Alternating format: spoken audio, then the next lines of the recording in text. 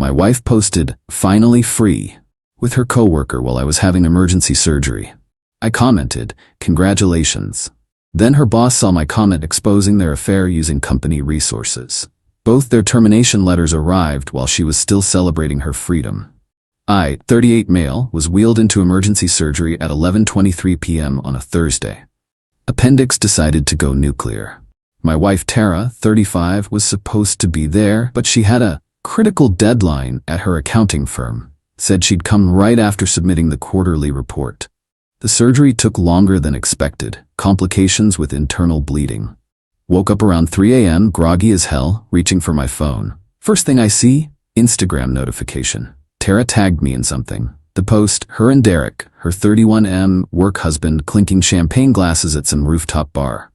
Caption, "Finally free. No more chains, no more deadweight. Living my best life with someone who actually gets me. At Derek, accounting king, freedom, new beginnings, bye-bye boring." Tagged me.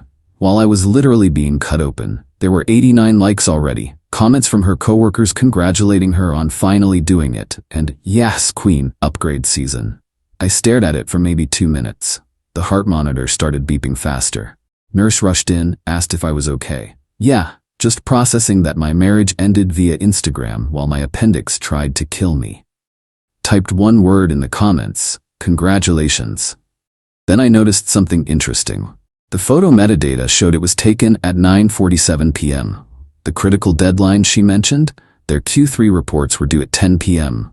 They were drinking on a rooftop while supposedly crunching numbers. Even better, Derek's shirt had their company logo. The rooftop looked familiar. That was their office building's executive terrace, the one reserved for client entertainment only. Screenshot everything. Then I did something petty but satisfying. See, Tara's boss, Mr. Fitzgerald, is old school. LinkedIn only, thinks Instagram is for kids and clowns. But his wife Dottie? She follows everyone from their company. She'd commented heart emojis on Tara's previous posts. I tagged Dottie. "Beautiful view from your husband's building. Didn't know the Q3 deadline included champagne service on the executive terrace." Then I went back to sleep. Morphine's wonderful like that. Update 1. Woke up at 7 a.m. to my phone vibrating nonstop. 47 texts from Tara. Yeah, exactly 47, I counted. "What did you do? Delete that comment now. This isn't funny. Mr. Fitzgerald called Derek at 6 a.m. We're both suspended pending investigation. You ruined everything. I was drunk. Didn't mean it. Please call me back. I'm coming to the hospital." The last one made me act fast. Called the nurses station, explained my wife and I were having issues and I didn't want visitors. They put a restriction on my room. Then I called my brother Ray, 41, lawyer, doesn't mess around. "You sound rough," he said. "Appendix surgery." Also, Tara announced our divorce on Instagram while I was under. "What?" Sent him the screenshots. Long pause. "Holy shh. Okay. Don't delete anything. Screenshot everything. I'll be there in an hour." While waiting, I did some investigating. Tara's Instagram story from earlier that day showed her and Derek working late with a selfie in the conference room. Except the conference room clock showed 7:32 p.m. The expensive whiskey bottle on the table? That's from the executive liquor cabinet. I know because Tara complained about never being senior enough to access it. More interesting, Derek's LinkedIn shows he's engaged to someone named Bethany. Quick Facebook search. Bethany's status still says engaged. Last post was about planning their spring wedding. I might have sent Bethany a friend request with a message, "Hi, you don't know me, but thought you should see what your fiancé posted last night." Attached the screenshots. Ray arrived as I was finishing that. He took one look at me and laughed. "You look way too pleased for someone who just had surgery." I'm on excellent pain meds and my cheating wife just destroyed her own career. It's a complicated morning. He reviewed everything, then made some calls. By noon, he'd filed the separation paperwork and frozen our joint assets, which wasn't much, just our emergency fund that she'd have definitely drained. But the best part came at 2 p.m. Mr. Fitzgerald himself called me. "Mr. Thompson? This is Robert Fitzgerald from Pinnacle Accounting. I apologize for calling during your recovery, but I needed to personally address this situation." "No worries. How can I help?" "First, I want to apologize. The behavior displayed by our employees was beyond unprofessional. using company property for personal celebrations during billable hours, accessing restricted areas, and consuming client entertainment resources without authorization. That does sound serious. Indeed. Both employees have been terminated effective immediately. We'll be pursuing recovery of misused resources. I also wanted to assure you that any company devices will be reviewed and returned to you if they contain personal information. I appreciate that. Between us, his voice dropped. My wife Dottie is mortified she was supporting that home-wrecking behavior. Her words. She's been showing the post to everyone at her book club as an example of what's wrong with young people today. After he hung up, I checked Instagram. Tara's post was gone, but the internet is forever. Someone had already screenshot it and it was spreading through their company gossip network. Text from an unknown number. This is Bethany. Thank you. The wedding is off. Also, Derek's stuff is in garbage bags on the lawn if Tara needs a roommate. I laughed so hard the nurse came to check on me. Update 2. Day 3 post-surgery. Still in the hospital, complications from the internal bleeding meant longer monitoring. The entitlement exhibition began. Tara's mother, Darlene, showed up at 8 a.m. Somehow got past the visitor restriction by claiming to be my mother. Security was now involved. How dare you? She actually finger-wagged at me while I was still hooked to IVs. My daughter made one mistake and you destroyed her entire life. Darlene, she announced our divorce on Instagram while I was in surgery. She was emotional. You've been neglecting her, working all those long hours. I work standard 9 to 5. She met my weekend volunteer work at the animal shelter. She was drinking with Derek instead of working. That's why she got fired. That's your fault. If you'd been a better husband, she wouldn't have needed Derek's support. Support? Is that what we're calling it?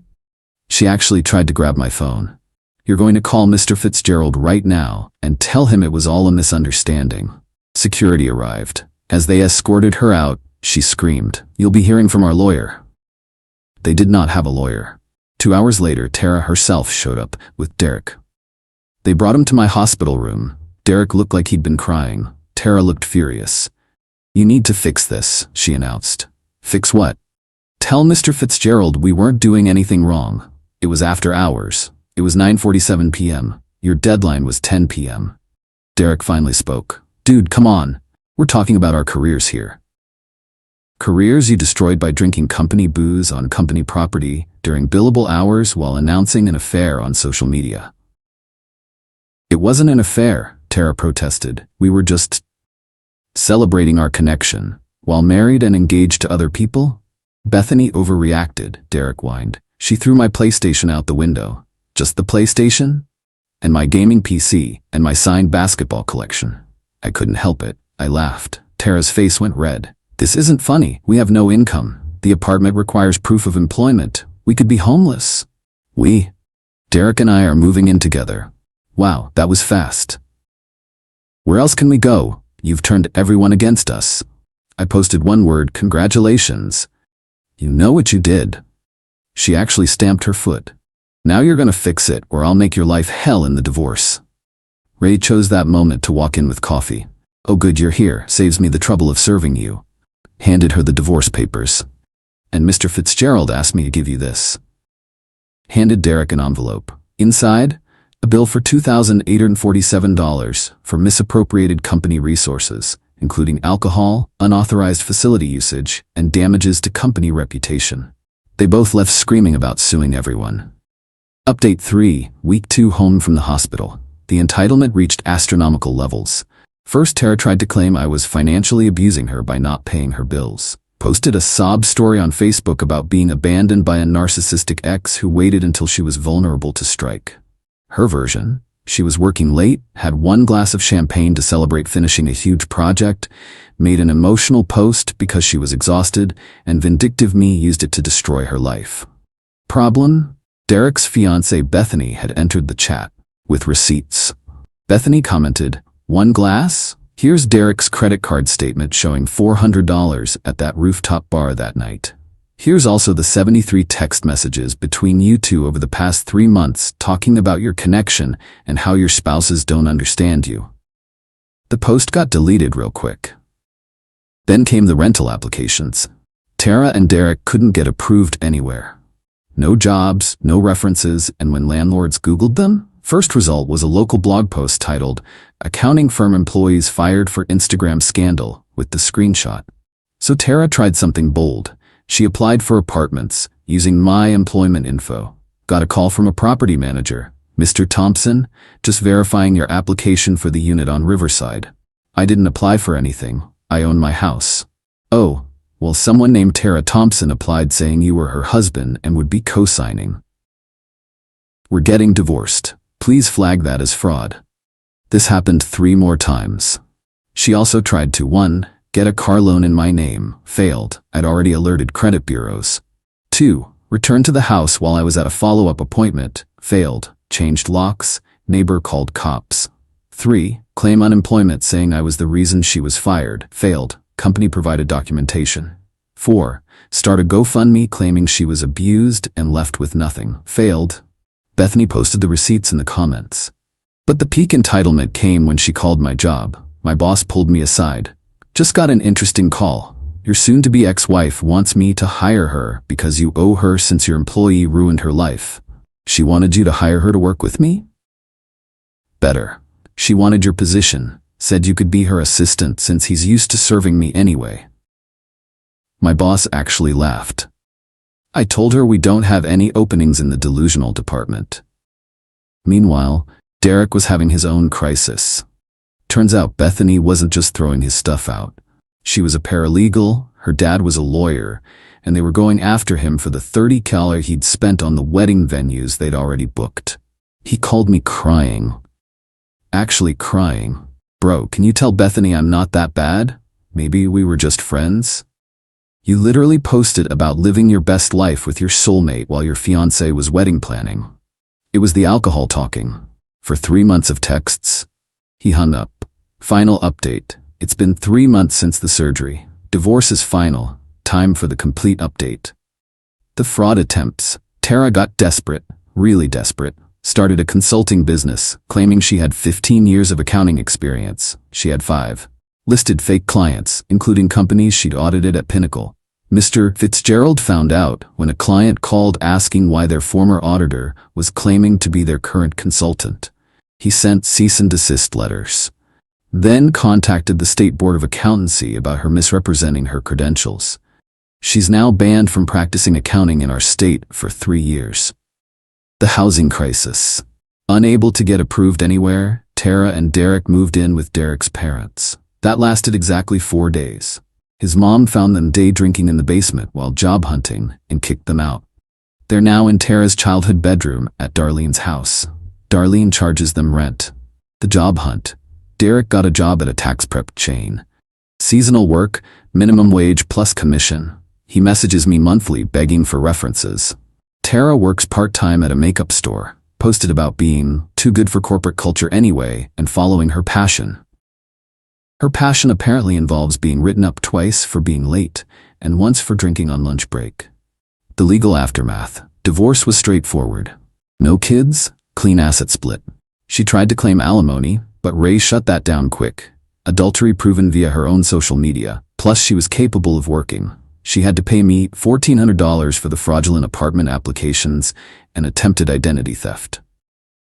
Pinnacle Accounting pursued the $2,847.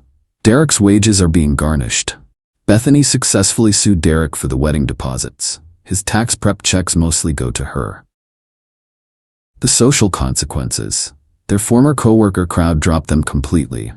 Turns out nobody wants to associate with people who got fired for stealing company booze and publicly destroying marriages. Tara's been through 3 friend groups. Each one figures out she's the common denominator in all her drama. Derek tried to get back with Bethany. She's now engaged to someone else and posted their engagement photos at the same rooftop bar. Petty? Yes. Deserved? Also yes. The plot twist. Last week, got a LinkedIn message from a recruiter. Pinnacle Accounting is expanding their audit division. Mr. Fitzgerald personally recommended me for a senior position, citing my professional handling of a personal crisis and demonstration of integrity under pressure. The salary? Double what Tara was making. I start next month. The final pettiness. I donated $500 to the animal shelter in Tara's name. They sent her a thank you card with a photo of the dogs I help walk on weekends. You know, during all that neglecting I was doing. She texted me, "Really, this is so childish." I replied, "Congratulations on supporting a good cause." Then blocked her number. The real final update: ran into Darlene at the grocery store yesterday. She tried to guilt trip me again. Tara cries every night. Derek's useless. They're miserable. Sounds like they're finally free then. Isn't that what they wanted? She started to argue, but I just walked away. Bought myself a nice bottle of champagne, the expensive kind, from the top shelf. Sent a photo to Ray with the caption, "Celebrating my freedom, the right way, alone, with nobody else's spouse." He replied, "Proud of you, bro." Am I happy? Getting there. Therapy helps. The promotion helps more. Do I regret commenting on that post? Nah. One word changed everything. Sometimes the best revenge isn't elaborate. It's just letting people face the consequences of their own choices. To everyone asking if this was worth it, she announced our divorce while I was being cut open. She tried to steal my identity. She attempted to get me fired. All I did was say, "Congratulations." Everything else? That was all them.